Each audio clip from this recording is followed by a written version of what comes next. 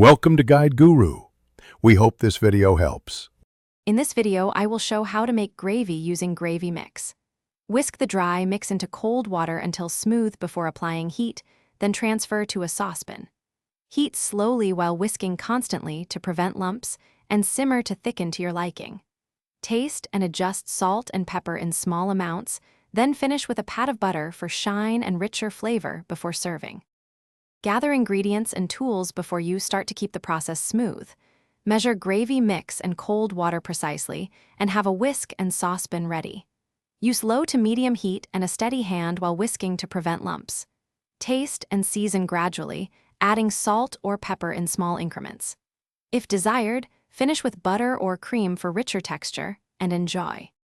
Heat the saucepan over low to medium, then slowly whisk in the prepared gravy mixture to avoid lumps.